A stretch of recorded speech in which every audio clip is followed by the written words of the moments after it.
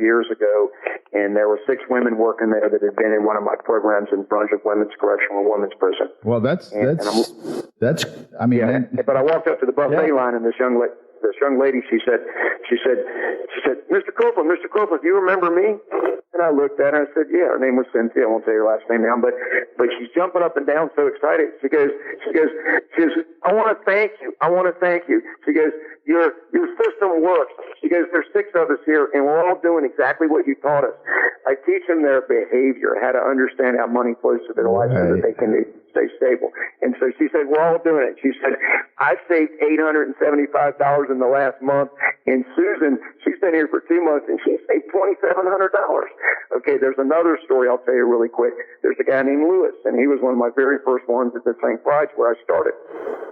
He was an 18-year armed robbery, and another guy, Andre, he was 23 years sex offender, and they had already spent the money to form a business partnership, and outside lawyers had given them a business operating agreement, etc. They formed a partnership, getting out in 2 months, and they're going to have a towing truck recovery business where they get contracts with AAA to repossess cars and tow them in and all that stuff.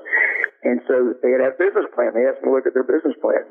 Well, long story short is, because we got short on time, neither one of them could even get licenses to do what they wanted to do because they were barred. The sex offender can't even submit an application because of the nature of his conviction. Wow. And the armed robbery is a 95% chance that he's not going to be able to get it.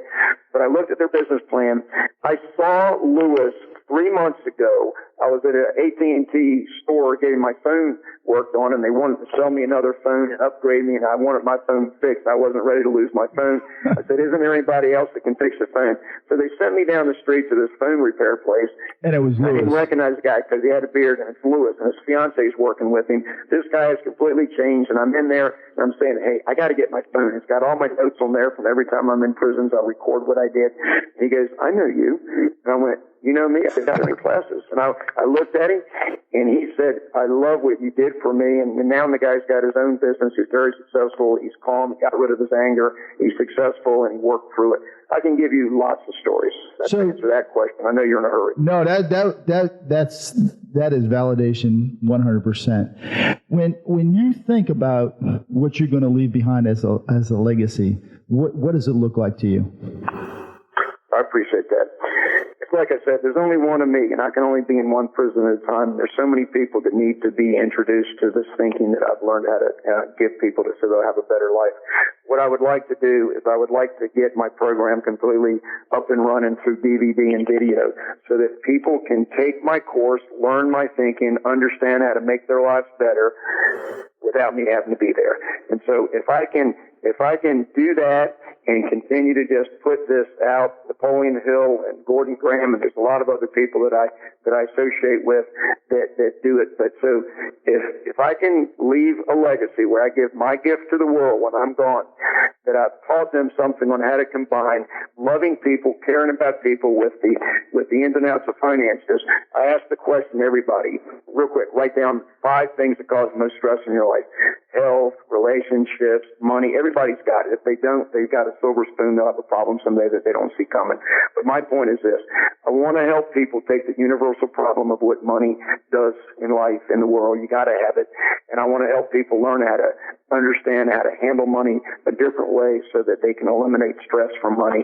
And if I can leave that to the world and teach financial education and budgeting to people, especially young people, I've done something, and I'll be satisfied. Wow.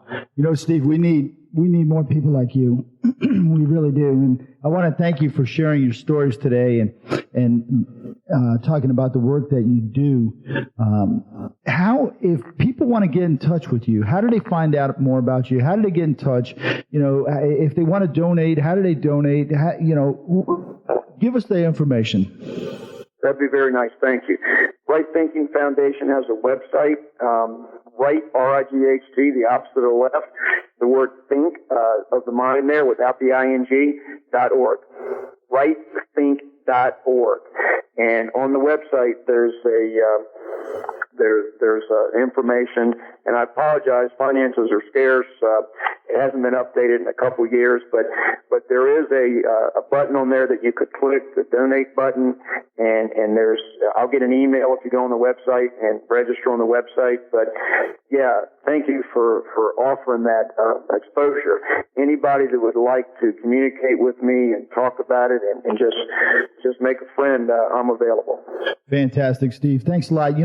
I do this show all about being able to ask the questions and present the ideas that help people improve in their lives. And that requires change in your thinking. And now is the time to act. Now is the time to do the things like what Steve's doing.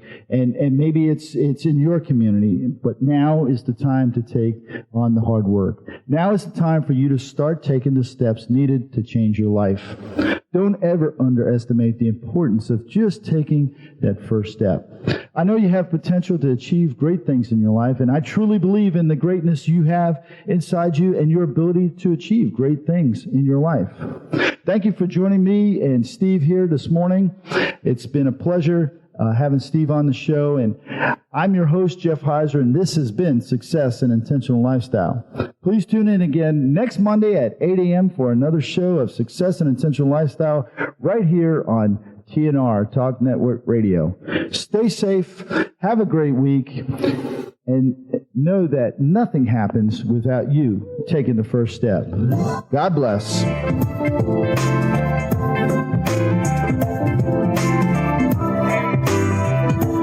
That's our show today.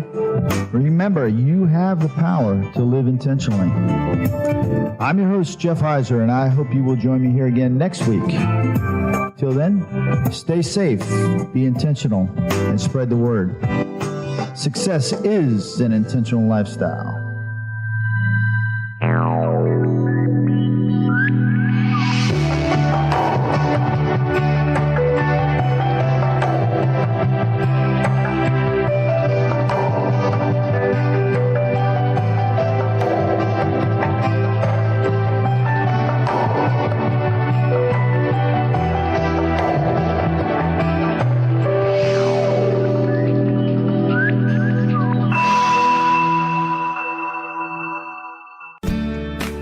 Thanks for listening to Right Thinking with Steve Coplon. I look forward to being with you again next week. And remember, don't quit, plan ahead, it will get better. God bless you and have a great week.